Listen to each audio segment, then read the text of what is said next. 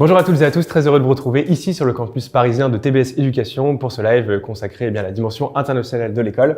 Et pour discuter de ce sujet, j'ai le grand plaisir de me trouver d'une part avec Blanche, salut Blanche, et d'autre part Jeanne. Vous avez toutes les deux une expérience internationale assez riche à TBS, on va y revenir, un parcours aussi assez riche et justement ce sera aussi l'occasion de le découvrir et puis de comprendre comment tout ça s'est un petit peu articulé. Dans les médias, je vous laisse peut-être vous présenter tous les deux. Bonjour à tous, donc je m'appelle Blanche. Donc j'ai fait d'abord deux années de classe préparatoire ECS avant d'intégrer TBS en L3. J'ai fait ma première année donc, sur le campus de Toulouse et mon Master 1 sur le campus de Toulouse. Et ensuite, je suis partie 6 mois à Barcelone, donc sur le campus de Barcelone. Et ensuite, j'ai réalisé une année de césure et maintenant, je suis actuellement en Master 2 et en alternance à Paris. Donc moi, j'ai fait quelque chose d'un peu différent. Donc j'ai commencé en prépa aussi, ECS comme Blanche, pendant 2 ans. Ensuite, j'ai intégré TBS en L3, où là, j'ai fait un parcours associatif où j'étais au Petit Tout. Et ce qui est spécial, c'est que du coup, j'ai continué en M1 à TBS à Toulouse. Et ensuite, j'ai fait un premier mois, première césure en tant que présidente du Petit Tout. Donc j'étais forcée de rester à Toulouse. Ensuite, j'ai fait un stage à Paris et je suis partie au Mexique en UP et dernière année en alternance à Paris. Ouais, UP, université partenaire, c'est ça? C'est ça. C'est le petit c'est ça, c'est le vocabulaire. Ok, d'accord. Bon, alors, il y aurait beaucoup de choses à dire, mais déjà, peut-être, toute première question, on va dérouler un petit peu dans l'ordre, je pense que ce sera le plus simple. J'imagine que vous étiez admise à plusieurs écoles. Tout simplement, pourquoi vous avez choisi TBS Éducation au profit au détriment d'autres écoles? Alors pour moi, j'avais passé plusieurs euros dans les écoles et j'ai eu un coup de cœur pour la ville de Toulouse, donc je n'étais pas du tout originaire de cette région. Et pour oui, la ville était hyper chaleureuse, hyper étudiante. Le campus de Toulouse, il était juste à côté du centre-ville, on pouvait tout faire à pied. J'ai beaucoup aimé aussi l'ambiance de l'école. Il y avait beaucoup d'admisseurs, ils étaient très chaleureux et très soudés entre eux. Et donc voilà, on avait fait plein d'activités, on était allé au bar dans l'école aussi, ce qui était un plus. Il y avait beaucoup d'assauts. Et oui, ça plus la ville, j'ai eu un coup de cœur et donc... coup de cœur pour l'école et pour la ville, c'était vraiment les deux. Oui, c'était vraiment les deux. Et moi, c'est exactement pareil, ça s'est joué au coup de cœur. Je savais plus ou moins que je voulais Toulouse, c'était mon objectif. J'ai eu des écoles au-dessus, j'ai réussi plus ou moins tous mes euros et je me suis dit, à Toulouse, finalement... Quand tu arrives dans la ville et que tu vois les admisseurs, que tu vois que la ville est dans le centre, qu'il y a plein de choses à faire, et juste cet accueil-là, en fait, ça donne juste envie de venir, quoi. Okay. C'est le coup de cœur qui fait qu'on rentre dans l'école. Ok. Et donc, si on tire un peu le fil, donc après les grandes vacances se passent, vous rentrez en septembre. Ouais. Qu'est-ce qui vous a un petit peu le plus marqué sur la première année? Alors, on peut peut-être en parler rapidement. Après, on va bien sûr plus parler de la dimension internationale. Mais qu'est-ce qui vous a particulièrement marqué sur votre première année donc du coup tous les deux le campus toulousain, bien sûr? Moi, je dirais que c'est l'associatif qui quand même un peu donne du dynamisme à l'école. Il y a la période où il y a les listes. Moi j'ai listé BDE, elle a listé BDX. Et et donc c'était quand même hyper sympa. C'est quand même très sympa. C'est un moment. BDX, c'est Bureau des sports extrêmes, ça, parce que je crois que c'est quasiment la seule école où on liste pour les sports extrêmes. C'est le bureau qui organise le séjour au ski et tout ce qui est un peu extrême. Comment on appelle ça, un peu tous les sports extrêmes. Ouais, tous les sports extrêmes. Il y a le ski aussi. Il y a le séjour au ski et après un peu. Je crois qu'ils ont fait des autres trucs à la plage ou des choses comme ça, mais.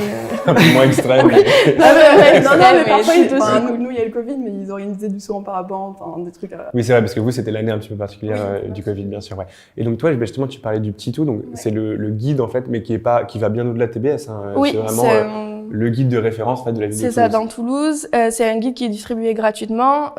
C'était la 15e édition. Donc ça fait quand même pas mal de temps que ça existe. Il y en a dans d'autres écoles et c'est aussi pour ça aussi que je suis allée à TBS, à TBS Éducation, pardon. C'est pour ça que je voulais rentrer parce que le Petit Tout était quelque chose qui m'intéressait énormément. Et en plus, le fait de pouvoir faire un stage dans l'école et de prendre les rênes entre guillemets de l'association, c'est quelque chose qui est très enrichissant, qu'on peut pas faire ailleurs, et j'ai trouvé que c'est la chose qui a marqué mon année, ça c'est clair. Oui, c'est ça. Oui, donc on comprend bien, en fait, vous gérez absolument toute la confection d'un guide, en fait, qui est le guide de référence de toutes les bonnes adresses. C'est ça, exactement. On l'a mis à 100 000 exemplaires qu'on distribue gratuitement dans la ville et on fait toute la recherche commerciale, tous les partenariats. Il faut qu'on récupère des sous. Ensuite, on fait un événement, le lien avec l'imprimeur, etc. Enfin, c'est un projet qui est global et qui était exceptionnel, quoi. Bon, alors, donc, du coup, le choix que tu as fait a pour corollaire le fait que du coup, vous êtes ensuite un peu éloigné en termes de parcours. Vous avez chacun un petit peu fait votre parcours personnalisé, et c'est la promesse de TBS d'ailleurs. TBS Éducation, c'est vraiment l'idée de se dire que chacun va un peu moduler son parcours en fonction de ses envies, ses aspirations, de sa maturité, voilà, de plein de facteurs. À partir de la deuxième année du coup de la M1, est-ce que vous pouvez expliquer concrètement comment ça s'est passé et comment vous êtes venu, donc toi du coup à partir à Barcelone, et toi alors j'ai fait allemand, donc je vais surtout pas prononcer le nom de l'université dans laquelle tu es allé, tu pourras Je vais dire l'UDLAP. Mais voilà, mais en tout cas au Mexique. Tu veux commencer? Je sais pas, ouais, si tu veux commencer. Moi, j'ai commencé à faire ma première partie de M1 donc à Toulouse. J'avais une pré-spécialisation, donc j'avais pris la pré-spécialisation marketing. Et après, j'avais décidé de partir à l'étranger. Et alors moi, je voulais partir à Taïwan, en fait, au départ, donc partir en UP à l'autre bout du monde. Et puis, bon, il y a eu le Covid qui est arrivé. Donc voilà, donc ça a été annulé. Et TBS m'a proposé de partir sur un de ses campus, donc le campus de Barcelone, pour quand même avoir une expérience à l'étranger, pour quand même pouvoir partir. Et donc j'ai choisi de partir à Barcelone, et donc j'avais choisi le master marketing B2C, donc là-bas, et donc j'y suis allée 5 mois, donc mon deuxième semestre de M1. Voilà, donc j'avais des cours en anglais et j'étais mélangée aussi à des Master 2, donc c'était hyper intéressant parce qu'ils avaient déjà fait 1 an de césure, donc 1 an de stage. Donc ça m'a beaucoup apporté parce que ils ont pu me donner plein de conseils, etc.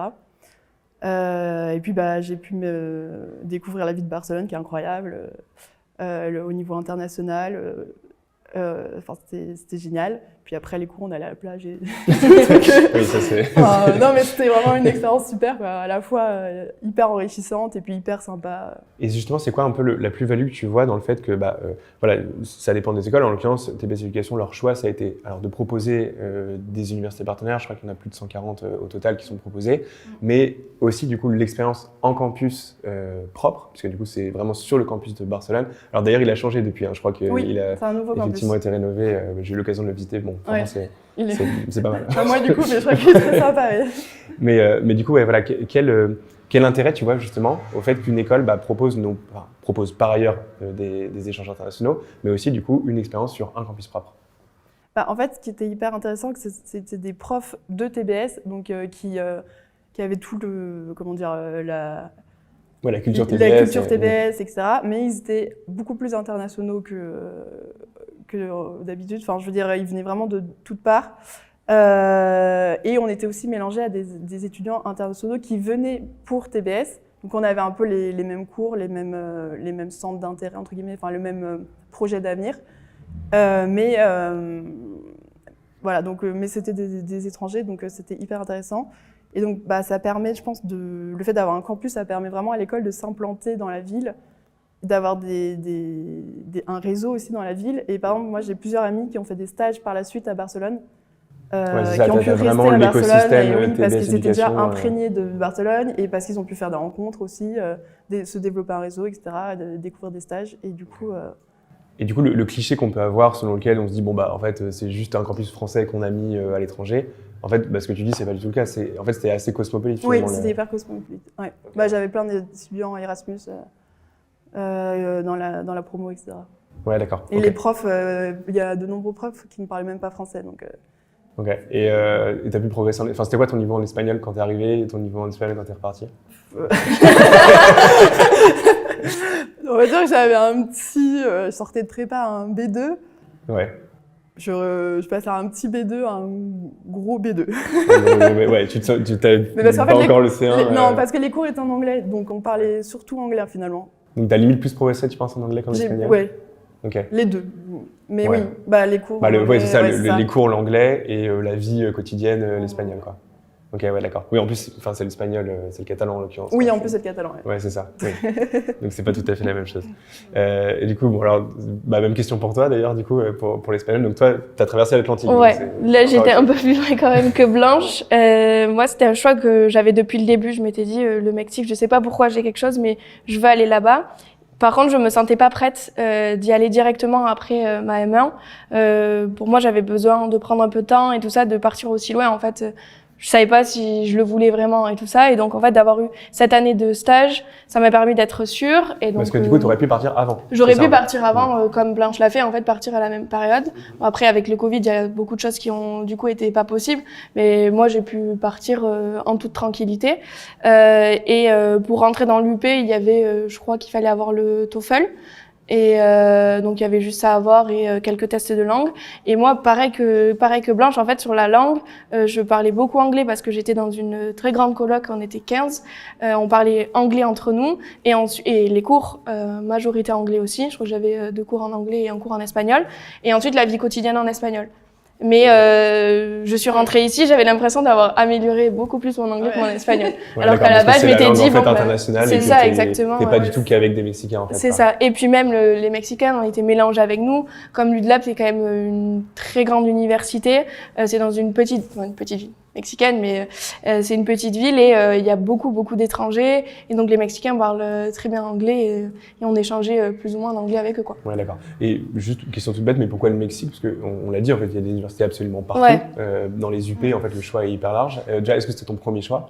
Ouais, c'était mon premier choix, donc j'étais très contente de l'avoir. C'est quand même assez satisfaisant de se dire mon premier choix, je l'ai bloqué et c'est trop bien.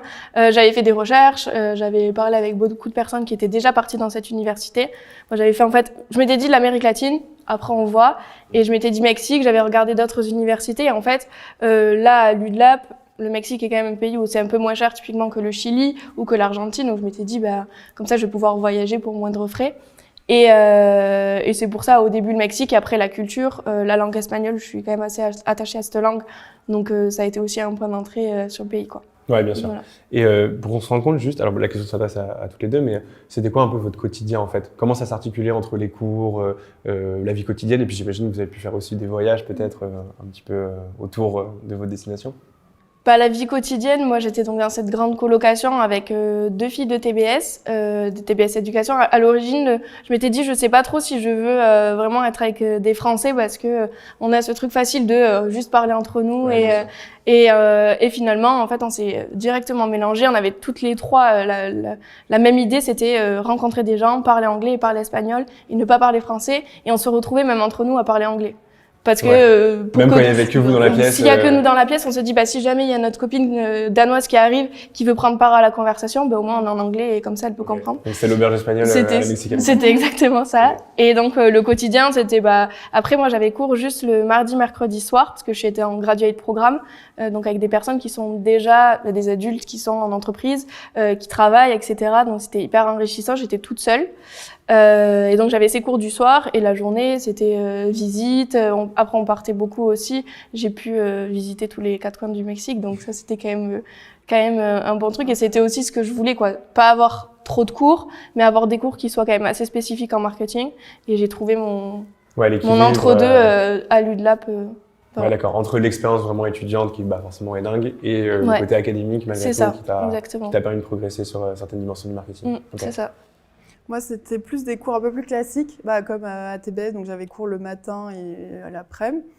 Et puis après, l'après-midi, en fin d'après-midi, on avait du temps libre, normal. Et en fait, ce qui était génial, c'est qu'à ce moment-là, à Barcelone, il y avait peu de touristes. Donc j'ai pu visiter Barcelone de fond en comble. Je suis allée au parc Güell, il y avait 3 personnes. Tu étais de quand à quand précisément? C'était en 2022. C'était 21. Oui, ça va trop vite. Oui, ok, 2021, de janvier à avril, fin avril. Ouais, et donc ça reste, à Barcelone reste agréable de janvier à avril. Ah oui, c'était génial. Ouais, il faisait une température. À la fin, surtout, il commençait à faire chaud. En sortant des cours, on allait à la plage et on se retrouvait tous, on allait jouer au volley, c'était trop bien. Ouais. Et là, pareil, j'avais rencontré des Erasmus parce que j'avais des. Alors moi, j'étais en coloc avec 2 personnes de TBS de ma promo. Mais j'avais d'autres amis qui s'étaient mis en coloc avec des Espagnols ou des Erasmus. Et du coup, on s'était tous rencontrés et on allait tous jouer au volley, tous ensemble. Enfin, ça se mélangeait et tout. Enfin, c'était hyper sympa. Pardon. Je pense qu'il y avait se dire que oui, on va à TBS à Barcelone ou même à l'étranger, on reste qu'entre Français, mais je pense qu'on peut avoir les deux. On peut faire comme on veut, en fait. Si on veut être qu'avec des Français, on peut, et si on veut se mélanger. Ouais. te mettre en coloc. Ouais, ça non, fonctionne les bien, deux sont quoi. tout à fait possibles. Les deux sont Ouais. possibles, oui. bien sûr. Oui. Il y avait les deux cas de figure, donc ouais. Même moi au Mexique, hein, il y avait des gens qui y allaient juste entre français. Ouais, c'est ça. En fait, chacun fait chacun, vraiment oui. Ouais, le comment choix se qu'il le veut. Il y en a qui euh, ont plus peur ouais. aussi de partir juste avec des étrangers. Enfin, Mais bon, du coup, vous êtes plutôt content, entre guillemets, de vous avoir fait violence et d'avoir du coup Ah ouais. progressé en langue étrangère, quoi. Ouais, d'accord. Et une question d'ailleurs, alors, donc toi, du coup, tu avais préféré l'idée du campus étranger à l'idée de l'université partenaire. Enfin, pas d'abord. Au début, c'est Oui, c'est ça. Non. Mais Bah, oui. modulo, évidemment, C'est- Taïwan, où il y a eu un petit problème, on va dire.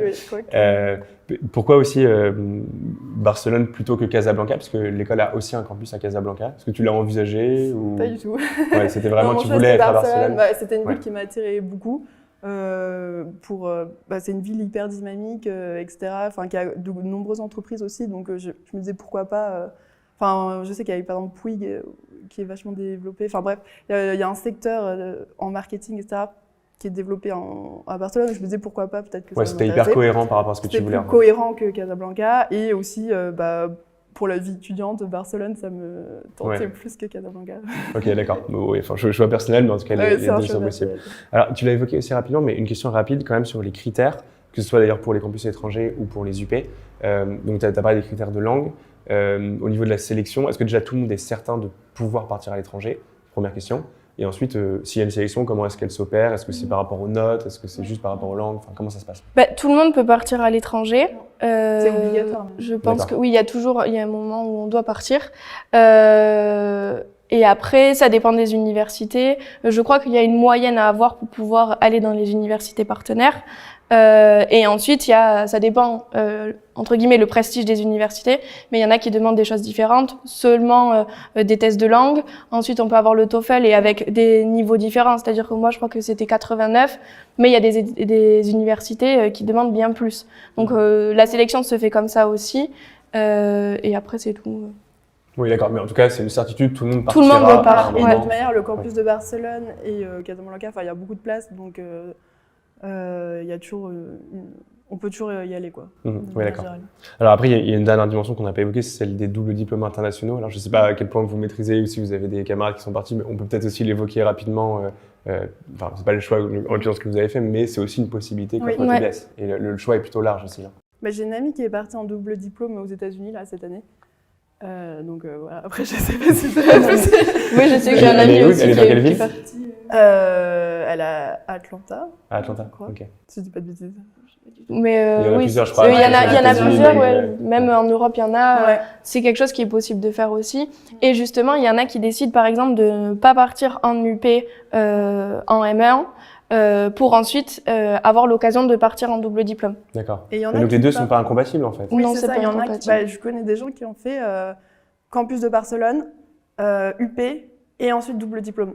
Ouais. Donc Donc ils ont full vécu international. la fast life Vraiment. internationale. Ils sont partis à l'étranger tout le temps, quoi. D'accord. Ouais, donc on revient à cette idée de modularité. En fait, tu peux partir 6 mois si Oui. tu veux, c'est le minimum Oui, syndical. et Après, après, tu tu peux peux partir faire beaucoup plus. 1 an et demi, 2 ans. Quoi, Ouais, concrètement, c'est ça. quoi. Plus, et encore, il y a la possibilité, j'imagine, en césure aussi De faire Ouais, de faire des à stages à Ouais, c'est ça. l'étranger. Donc, tu peux vraiment. partir à l'autre bout du monde. Ouais, c'est On ça. peut ne jamais, quasiment être seulement en Jamais être- L3, je pense juste la L3 à Toulouse. Oui. Ouais, Et ouais. après, on fait ce qu'on veut. Ouais, c'est ça en fait. Une fois que tu as fait ta L3 à Toulouse, après, c'est Parce chacun que part un la peu première dans- partie d'Emma, on était beaucoup à Toulouse, mais on pouvait aussi la faire à Barcelone et ensuite ça partir en UP classique.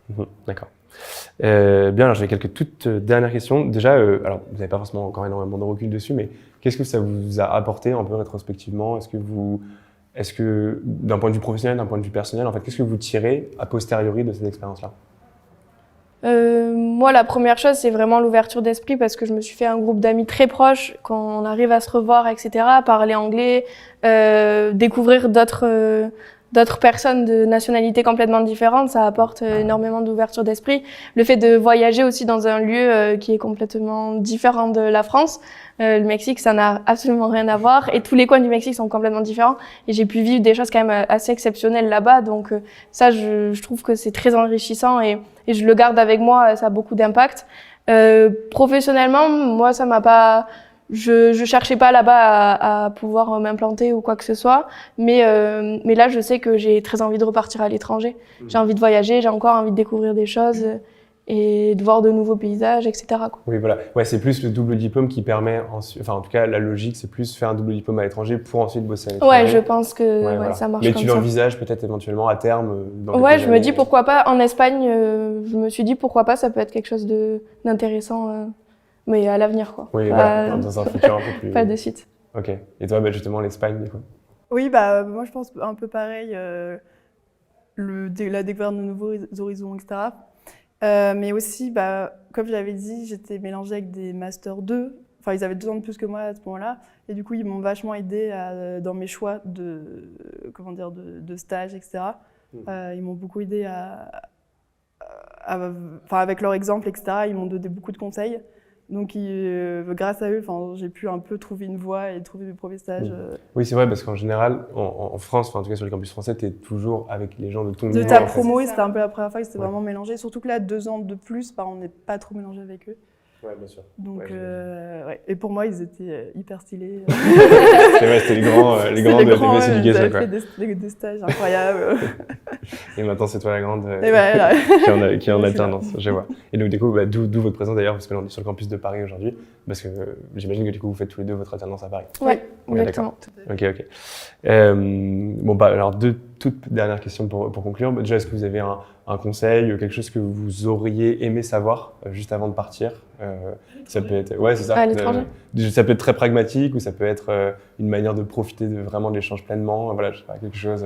Si vous avez l'occasion de parler à la personne que vous étiez il y a ça quelques mois. Moi, je pense du coup, c'est sortir de sa zone de confort et justement oser faire une coloc avec des Erasmus, ou oser faire des nouvelles activités, etc. pour vraiment vivre son expérience à fond et avoir aucun regret ensuite.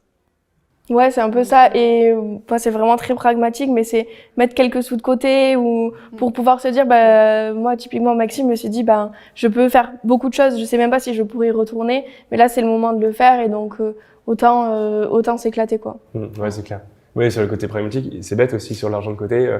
Il y a pas mal de bourses en réalité parfois. Oui, il y a la bourse et ça, c'est génial. Ouais, ça, qui est mis en place par la région. C'est ça. Ouais, voilà, donc faut regarder ça. Faut tout regarder. Ça peut être l'occasion c'est ça, de financer un petit peu aussi son échange. Et c'est vrai que forcément, c'est un coût. On le précise, il n'y a pas de surcoût par rapport à la scolarité. Ça, c'est important. Ça, c'est un point positif d'ailleurs. Forcément, il y a quand même un billet d'avion, il y a quand même des frais sur place. Voilà, donc évidemment, ça, il faut en tenir compte. Très bien. Et puis, pour conclure tout à fait, parce que vous le savez, je crois que vous n'êtes pas sans savoir que c'est les oraux en ce moment, qu'il y a des admissibles. Là, on remonte à encore un peu plus longtemps. C'était vous il y a quelques années, un peu c'était moi aussi d'ailleurs, un peu stressé par toute cette période forcément anxiogène des oraux. Est-ce que vous avez un petit mot à dire aux étudiants qui vont être ou qui sont admissibles à TBS Éducation et qui s'apprêtent justement à franchir les portes de TBS? Moi, je pense, déjà, je leur souhaite bon courage, parce que je sais que c'est pas facile, et je leur conseillerais vraiment de choisir une école où ils se sentent bien pendant leur euro, qui correspond un peu à leurs attentes, à leurs valeurs, et qui va leur permettre de s'épanouir, vraiment.